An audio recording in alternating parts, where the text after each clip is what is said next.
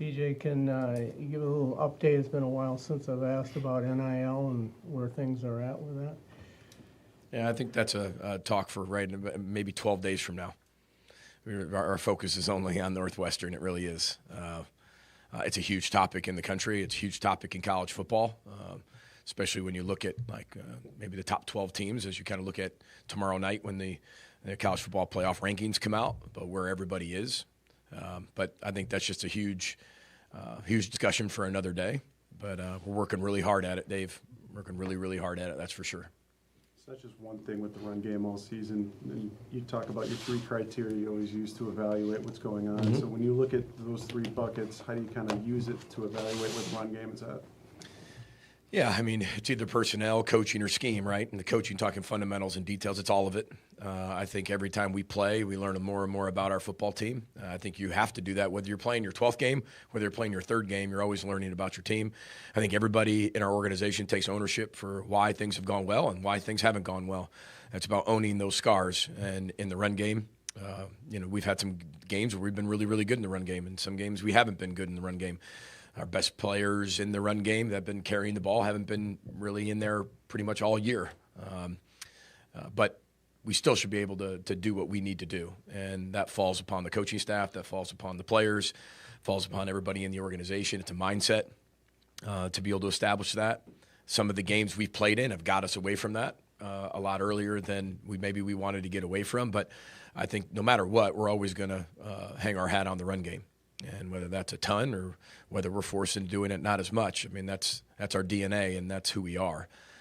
And so we've got to continue to improve in that. But it's a mixture of all three, Ryan, that's for sure. PJ, what are your thoughts on playing at Wrigley? Yeah, excited. I mean, I grew up a Cubs fan, still am a Cubs fan. Growing up near Chicago, you pick one or the other. And my dad was a Chicago White Sox fan, and so you kind of pick the opposite so you can cheer against him, just to be able to make it fun. But I've always loved the Cubs, Ryan Sandberg, and I grew up in the Sammy Sosa era and the Mark Grace era, and just a lot of fun to follow the Cubs. So I was there on a high school field trip when Kerry Wood threw the 20, I think it was 20 strikeouts, is that right? So I was there, school field trip. It was awesome, and anytime anybody brings that up, I was like, "Wow, I was actually there for that game." That was a lot of fun. I wasn't one of the kids holding up the K's, and in the bleachers, but we were right there, and there wasn't a ton of people there, and so we just kept moving down as the game went on, which was really kind of fun. So, but yeah, it is going to be a really special moment for our players, and just you get to play in a different venue and. Historic venue. It's fun to be able to say you played at Wrigley Field. We played in a lot of baseball stadiums and a lot of bowl games and things like that, but Wrigley Field definitely has a special place in my heart, and I think that'll be a lot of fun. PJ, your offensive line's kind of been a work in progress at times. Yeah. Where have you seen them grow? What are they doing better now? Well, I think that they're becoming a better five. I think that's maybe one thing as you continue to go forward. You learn as a coach. Remember, not only are our players learning through this new era of college football, I'm learning through this era of college football. I'm not like anybody else. I mean, I learn and grow and have to challenge myself and change and adapt. And you learn what does work and maybe what doesn't work. And you adapt that for the next year. And you continue to make yourself better. But I think our guys are becoming better as five. I think it's you would love to have five guys as freshmen and then develop all the way through and have the next five right behind that. I don't know how realistic that is now in 2025, but when you look at it, I think they're playing better as a five, but we have to just play more consistent. That's the biggest key that we took away from the game in Oregon is we had some really good moments, some great moments, but they just weren't consistent enough. And whether it's one guy out of the five or three guys out of the five or two guys out of the five, we just have to play more consistent. But I do like that they are coming together more and more as the year has gone on. PJ, Northwestern looks like a really physical team Yep. that plays really, really hard. What are their specific strengths? Well, one, they tackle really well. They do a lot of the simple things at a very high level. Tim McGargle's a really good play caller. He's a really good football coach. He was on our staff when we were at Western Michigan, and have a lot of respect for what he does. And when you peel back the onion on him, it's the simplistic things, it's the simple things that allow them to be really successful. They tackle really well. They swarm to the ball. They play the ball really well. They keep things in front of them. Their front seven are very, very active, but very, very physical. That's for sure. Then you look on the other side of the ball, and they want to establish the run game. They definitely want to do that. They've got guys who can go up and make plays on 50-50 balls. They have a great mindset, and those guys have been playing with each other for a long time. When you kind of look at their roster and how they've come up through the ranks, they've done a really good job.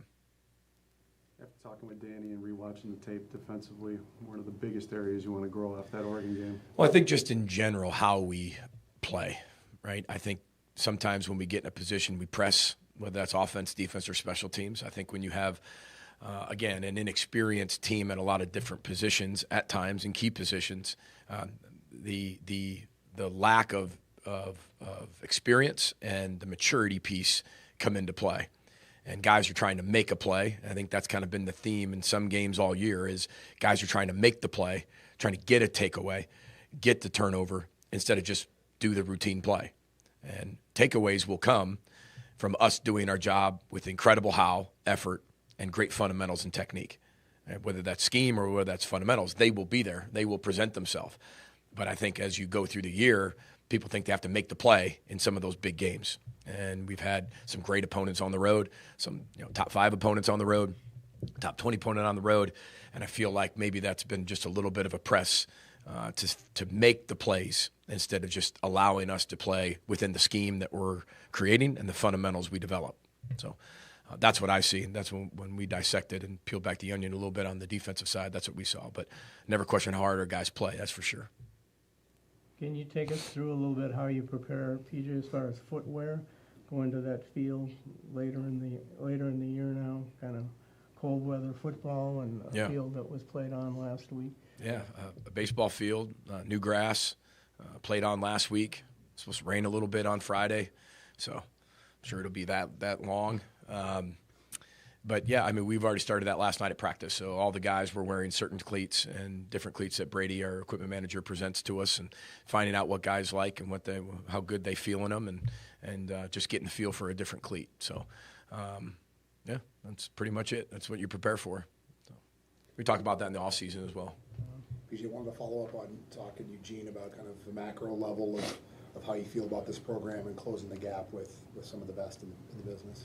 Yeah, I mean, maybe it wasn't a great choice of words for me in talking about closing the gap, but yeah, I mean, I feel like we are going to continue to compete at the highest level, and that's the person I am. That's the competitor I am. I wouldn't coach if I didn't think that, but just because you want that doesn't mean that's going to happen. We're sitting 6-4. There's a lot of really good football teams in the country that are 6-4, including us. It's really, really hard to win in 2025. There's not many undefeated teams anymore. And you look across the board, I think when you're looking at the 2 big conferences, whether the SEC or the Big Ten, we said this years ago, right? With 18 teams and 16 teams, we're going to beat up on each other. The records might not look like the records of the old, right? So what is a top 20 team? What is a top 25 team? There's a 7-3 SEC team ranked really high because of who they play. Probably they should be. Big Ten teams that are 7-3 ranked pretty high. Probably should be. I mean, it is a gauntlet schedule, and there's a lot of things that have to go your way.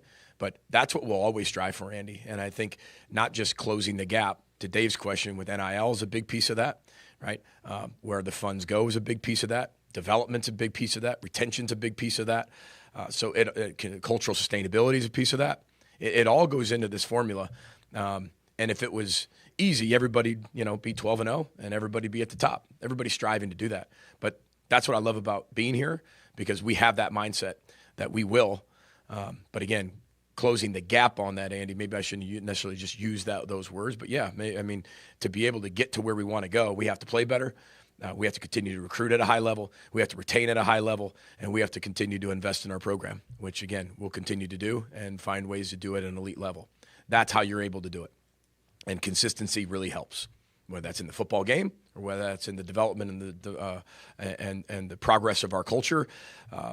Consistency is everything. And we're doing everything we can and have to continue to change our best and adapt as we keep moving forward. What have you seen out of your special teams that looks like they're growing moving forward here? Yeah, I mean, we're growing. I think I think, Randy, holistically, it comes down to the fundamentals and techniques to everything that we do. Our special teams, when you look at it through the film's eyes, you're always going to say, okay, why couldn't we have done that better? Well, it comes down to the fundamentals and details within the scheme, and that's the biggest thing we have to continue to improve on in the special teams part. It's just the fundamentals and technique within the scheme. I thought our guys played really hard on special teams. I thought we covered really well. You got to give them credit, though. They're a really good football team, and they played really, really well. I mean, we played Ohio State at Ohio State. Ohio State played really well. We played Iowa at Iowa. They played really well. We played Oregon at Oregon. They played really well. This isn't like they had 5 turnovers, right? And we're at their place, and we're in it. They played really well. The catches those young people made, those skill players, there were times we contested them and they made it. Sometimes we didn't contest it and they still made it. That quarterback put the ball where a lot of times their guy could only get it or that ball was out of bounds, and they made some fantastic catches. And you got to give them credit. They're really good athletes and really good players. They don't make some of those plays. Maybe the game looks a little bit different. But when you play a top 5 team, you have to be really good in all phases. Special teams a big piece of that. I thought Brady did a really good job of doing his job and put it through the uprights. I thought our opening drive, coming down the field after halftime, our guys could have, it's 28-6, go down and score, make it 28-13, get back into the game. But ultimately, they did a really good job of getting the ball in the hands of the playmakers and doing a really good job making those plays. PJ, a couple of weeks ago, Mike Grant won his 400th game. He's at 401 now. Two other coaches in the state that have ever won more than Mike. I know you met him a long time ago as an assistant coach. Do you have a quick Mike Grant story or just a couple thoughts about Mike? No, one thing I will say about Mike Grant is that, he treats everybody the same, and that's what I respect about him. I remember when I first met him, I was at Northern Illinois University, and one thing that I really liked about him was sometimes when you're at different schools in the old recruiting model, you'd have to wait because there was a logo in there. And the guy would come in the logo, and you'd have an appointment, and the logo would move in front of you, if you know what I mean when I say logo. And they'd move in front. Next thing you know, there's 5 coaches that pass you, and you're just kind of over here because you're in a lower level Division I school. Mike Grant never did that, ever. Nope, you had an appointment. Didn't matter who was in there. If the Minnesota Vikings were in there, well, maybe Minnesota Vikings, but he would say, listen, he has an appointment. He's going to get the full respect, and he's going to be able to get everybody that we have. And I love that about him, because I was a very regimented recruiter, and I had a schedule, and I was going to keep that schedule, and I was going to get to a lot of schools. But he was always so gracious to everybody. It didn't matter who you were. When you walked in that school, you got his best, you got his time, and it was not like he'd rush you out of there either. Story after story after story. Mike Grant can tell stories. I'm sure you all know that. He can tell some stories, and he gave you that time. And whether that was Mike Grant, whether that was Coach Nelson, that's the feel I always got from the high school coaches here in the state of Minnesota. And Mike's always led the charge on that. So congratulations to him. That's a lot of wins. That's good for him. That's a lot. That's a lot of time coaching. That's for sure. Talk about the sustainability and the consistency piece. My hat's off to him, that's for sure. Any uniqueness to a connection with David Braun? Not really. No, I have a lot of respect for what he's done and how he's done it. I think the situation he was put in a few years ago is really, really difficult, and the way he's been able to keep that program competing at a very, very high level and not lose that DNA of the physicality, how hard they play, how smart they play, and the culture they have. I mean, that's really tough to do.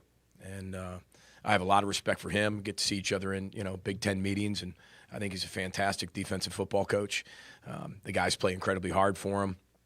He's really passionate about his team. I'd like to think that we are too, and I think that's what's so fun about coaching against guys that and have a lot of similarities in terms of how you build a team and you build it on the toughness piece and doing a lot of the fundamentals at a high level. And I think he's really, really good at that. And really, really smart man and a really good person. So really good football coach. Got a ton of respect for him. Do 1 or 2 more for Coach? PJ, right now is a really tough time in the season, but also a really tough time academically for students. How are you making sure that your student athletes are balancing both being a student and an athlete? Well, that's why they're called student first, right? And then athlete second. I know that sometimes we just flip that based on pay for play now and doing all these things with our student athletes, but they're always going to be students first here. I mean, it's well documented what our students do. They're in the first two rows. They're wearing their polos, and they're really being very attentive. I mean, it is a tough part to be a student athlete, not only just with the athletic piece, but the student piece. But Jackie Lenish in our academic advising department does a tremendous job with our tutors, our learning specialists. There's a lot on these players' plates, and I think that sometimes gets overlooked because we're paying them.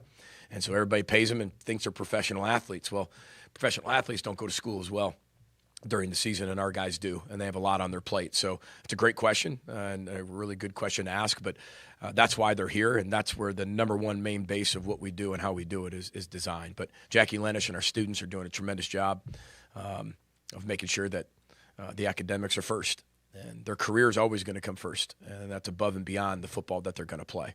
We play a very violent game. They could end at any moment for any of them, and they're always going to have that degree in their back pocket. So that's a really, really important question, so I appreciate you asking.